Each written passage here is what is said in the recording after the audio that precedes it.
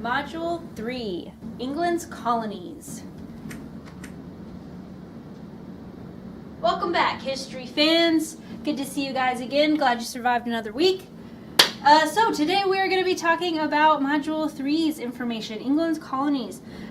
Today we're going to be talking about 4 different themes or big ideas, if you will. So be on the lookout for those as you are taking notes. We're going to be talking about reasons for colonization, both for the Puritans in New England and profiteers in Virginia. We're going to be talking about native agency in Virginia, and we're going to end up by talking about Bacon's Rebellion. So, without further ado, let's get started. Let's talk about some English colonization. Why did the English colonize? What's their reason? What's their purpose? Why bother crossing an ocean? There are 2 main reasons. They have to do with both a push and a pull.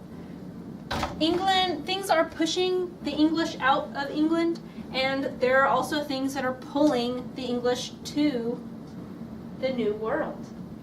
On the one hand, there's a population problem in England. England is overpopulated. What do we know about England? It's a very small island. There's only so much land to go around. And in this era of history, most people were agriculturalists. Most people were farmers. Not a lot of people living in the cities. And as there are more and more people being born, as population expands, people are pushed off of their land. There's not enough land to go around. There's not enough work to go around. So they start moving to the cities. For a while that works well.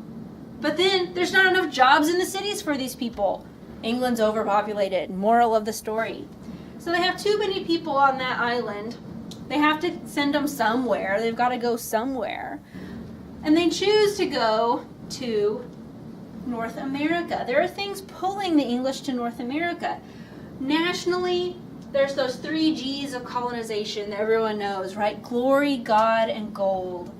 Glory, God, and gold. The 3 G's of colonization, the 3 main things that lead European empires to colonize new worlds in Africa or Asia or North America. Glory is mostly national glory, being able to say, hey, my country is better than your country because we're an empire and you're not, or our empire is better than yours. So national glory, but also personal glory. Later England and France and the Dutch and everybody else, right, to spread the gospel of Christianity. They see themselves as going out to be missionaries to those God.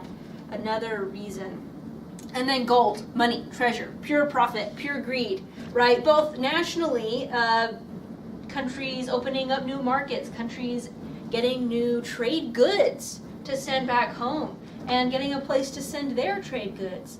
But also gold and treasure on a personal scale as well. Gold and treasure on a personal scale, either finding actual gold, actual metal, or being able to afford land.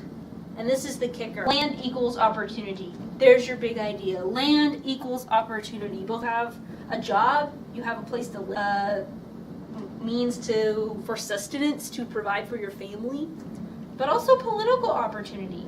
Because at this time in England, you have to own land to be able to vote.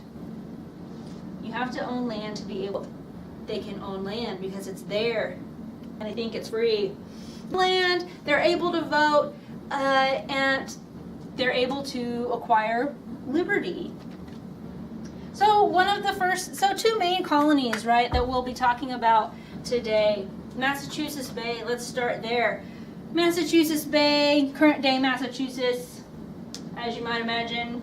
At the time it included what was now Maine. So it's up there in the northern part of the eastern seaboard there. Their whole reason for starting the Massachusetts Bay Colony was the Puritan religion. Now, don't get the Puritans and the Pilgrims mixed up, right? There's 2 different things going on. When we say Puritans and we're talking about Massachusetts Bay, these are the group of religious people who wanted to purify the Church of England. All right, so at this time, Church of England is very corrupt. There's a lot of problems, and the Puritans think we have to fix it.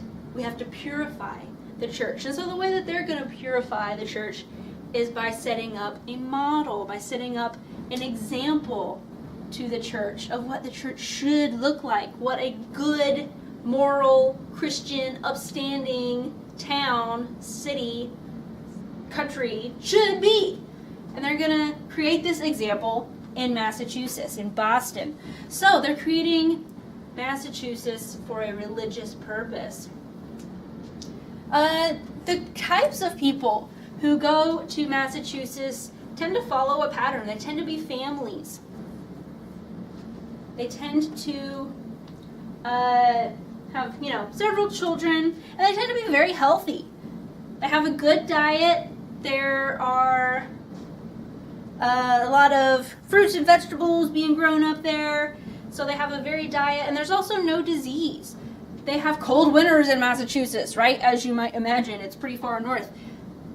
Cold weather, cold winters, kill bugs, kill ticks, kill mosquitoes, kill a lot of germs. And so disease doesn't take hold as much as it does in Virginia, for example, which we'll get to. 6, they're healthy, they have a good diet, they have not much disease. They have a long life expectancy, and there's not very many. We'll get to in a second. Their economics and labor in Massachusetts, they're there as families, and so they tend to be agricultural people. They're after land, because remember, land equals opportunity. And so they want to establish family farms where everybody has some sort of complementary job on the farm. Massachusetts also has a lot of ports. It's right there on the ocean, right? Boston is a port city. And so merchants start to proliferate, start to gather in those places. A lot of merchants sending trade items back to England and other places, but mostly England. There's a lot of timber in Massachusetts, which helps build ships. So the shipping industry becomes very important. So they have a varied economy. Some are farmers, some are merchants, some are shipbuilders, and all of its associated craftspeople, people who are making pitch, people who are making nails, right? People who do a lot of different things. So a varied economy up there in Massachusetts Bay. But if we're wanting to sum up how the Puritans in Massachusetts Bay Colony think of themselves, again, remember our course theme of liberty, they always think of themselves as bringing liberty. And we'll talk about this some more when we talk about the primary documents, John Winthrop. But just to get it in your head, again, look at this picture over here on the right. This is the seal, the official seal of the Massachusetts Bay Colony. This is supposed to be a Native American person. And as you can sort of see on this banner, his little speech bubble, he says, "Come over and help us." Come over and help us. So what do you think that means for the Puritans? What do the Puritans see themselves as doing in the New World? Right, it's all about civilization. Gold star. They're bringing civilization. They're bringing liberty. They're bringing the good news of Christ. They're bringing the gospel. They're bringing good, supposedly correct ways of using the land, either farming or shipping, right? So they see themselves as bringing liberty. The Puritans see themselves as bringing civilization to a wilderness, to a people who don't have it. Now we know today in the 21st century that's not completely accurate, but that's what they believed. Massachusetts Bay. As you might imagine, as we talked about last time, Native Americans have some pretty strong reactions to European incursion, just as like what happened with the Spanish, with Pueblo Revolt, or the Comanche Empire. There are also conflicts and wars against the English. A good example of this was the King Philip's War, late 1670s. King Philip, aka Metacom. King Philip is what the English call him. Metacom would be what he calls himself. He's a Wampanoag leader. Wampanoag, W-A-M-P-A-N-O-A-G. A Wampanoag leader. And he creates a confederacy of surrounding tribes and attacks the English. And oh my gosh, he almost won. What happened if King Philip would have won? Because he was so close. By the end of the war, there were 1,000 English dead, 3,000 American Indians dead. But in the final climactic battle, end of the movie, everything's come to its tense climax, right? King Philip is fighting the English, and the English have their backs to the ocean. They're literally fighting in the waves. He literally almost pushed the continent. He's so close, but he fails. Moral of the story, he does fail. Per capita, King Philip's War is the most deadly war in American history. Let that sink in for a second. So it's a major war. You might not have heard about it before now, but it's very significant because this war changes the way that Puritans, the English, think about their presence on North America. It changes the way they think about themselves. It changes the place that they think they should hold on this new continent. So there's your information again. After the war, the Puritans, the English, know that they're here to stay. If they were ever going to be kicked off the continent, that was their time. Now they're present, they're here to stay. They know they're not going anywhere. So let's shift gears. Let's go to the South. Let's talk about Virginia for a second. The Virginia colony, another example of English colonization. This is actually the first permanent English colony, 1607. Think of Pocahontas' song at the very beginning of the Disney's Pocahontas, right? In 1607. Okay, I won't sing it to you, but you know it. I know you know it. Virginia is created for a very simple purpose: profit, money, simple greed. Very easy. They're here to make money. They come here, they stay a few years, they make some money, and they want to go home. They're not intending to stay. And since they're not intending to stay the way the Puritans were, the Virginians tend to come over just as single men. They don't bring their families with them. Their families stay in England. So they come over here as single men. They don't all survive and get to see their families again. Jamestown, the Virginian colony, is beset by death. Everyone dies in Jamestown. Jamestown equals death. There's your other big idea for today's lecture. There are lots of diseases, in contrast to Massachusetts Bay Colony, right? We talked about how cold winters kills all the bugs, which spreads diseases. Jamestown is founded in a swamp. Jamestown is founded in a swamp. What's in swamps? Mosquitoes. So they have mosquitoes which spread malaria and other diseases, but especially malaria. It's a swamp, which means there's no drinkable water. So you have people getting dysentery and other illnesses, but mostly dysentery. And that's a terrible way. Everyone had it in Jamestown. It's cheerful. There's death in history, pun intended. So the people who tend to go to Virginia tend to be poor people who are there for money. England to Virginia. So they come as indentured servants, and this is a majority of indentured servants. This idea is where you sign some food and will pay bridge from England to the New World. Like I said, most of these indentured servants die very quickly. However, tobacco saves the colony.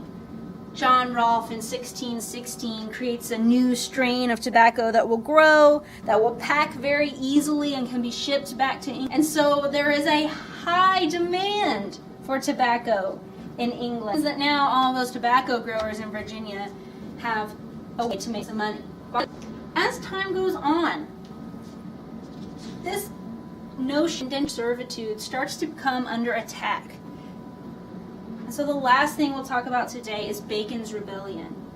Bacon's Rebellion. In 1675 is when Bacon's Rebellion happens. I don't think I have that on here, sorry. So these are the players. It gets kind of confusing. Three groups of people going on here. Governor William Berkeley, first and foremost. Governor William Berkeley, the royally appointed governor of the Virginia colony. He has a monopoly on the Indian trade. He's the only one who is allowed to trade with the Indians, which is a very lucrative, very profitable business. Enter Nathaniel Bacon, one of the great mustaches of American history, pictured here. Nathaniel Bacon, he's the son of English gentry, so he thinks he's pretty hot stuff. And he wants in on that Indian trade. He wants to make some money. And Berkeley won't let him, and so he gets really mad at Berkeley. But he himself, by himself, can't really do much. So he takes advantage of the indentured servants.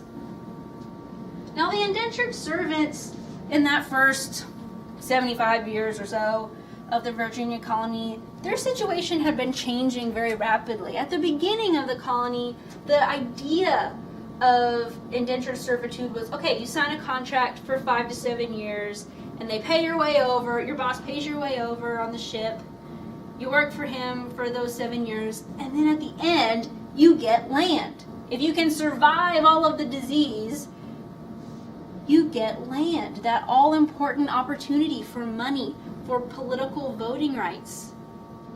So this was very attractive for people. But by 1675, the tobacco plantation owners have been extending those service contracts. Now it's not 5 years, now it's 10 years that you have to work. They had all of the good land have been already taken up, and so the plantation owners are either not giving land at all, or if they do, they're giving the measly cheap land that's out on the frontier that nobody can get to, and that's beset by Indians and being attacked all the time. Nobody wants to live there.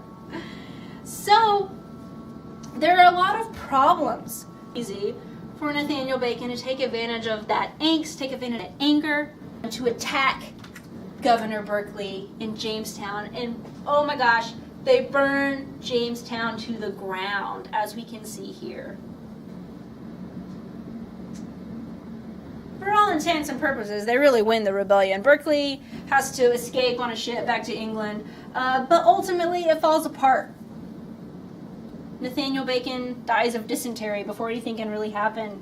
Dysentery will get you every time. But Bacon's rebellion is very important, because after Bacon's rebellion, things start to happen really, really quick. The planters panic. Those large tobacco plantation owners panic. They start giving those rights back to indentured servants. They start giving them land the way that they were supposed to all along. And then they abandon the system altogether. And this is the important part. They abandon the system altogether. Very interesting, the reason behind that shift. In the early days, Jamestown, remember I said everybody dies. You don't survive Jamestown. And so for a planter, it makes more economic sense to pay for a indentured servant than to pay a little bit more for a slave, because that person is just going to die anyway. Why spend more money up front if you know that person's going to die within 2 or 3 years? But by 1675, the death rate's gone down. People have figured out how to drink the water, right? And so now it makes more economic sense to pay a little bit more for an African slave, because you know that person's going to survive. And you're not going to have to give up that person's labor in 5 or 7 years. You're going to hold that person forever, in perpetuity. And not only that, but you'll get their kids, and they will work for you. So this shift to slavery makes more economic sense after Bacon's rebellion.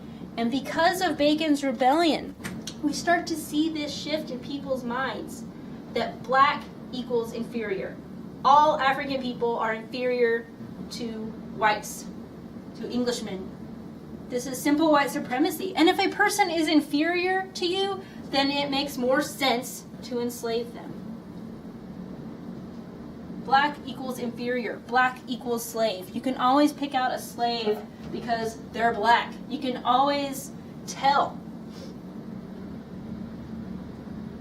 This is important because large and small planters, those big, massive tobacco and later cotton plantation owners, and even just Joe Blow with his little, 10-acre cotton plantation, form a common identity based on race, not on class anymore. It doesn't matter how rich or poor you are, it matters if you're white. And so they're able to fight the revolution later. And as we know, they fight for liberty, both political liberty against England but also for material liberty. The right to make money. And how do they make money? By owning slaves. So Bacon's Rebellion, kind of a complicated notion there. The significance of Bacon's Rebellion, that shift from indentured servitude of the lessening death rate is very important in the long run, because only because of American slavery are Americans later able to fight the American Revolution, which of course we'll talk about a couple of modules down the road. Hope you have enjoyed this lecture, and we will see you next time.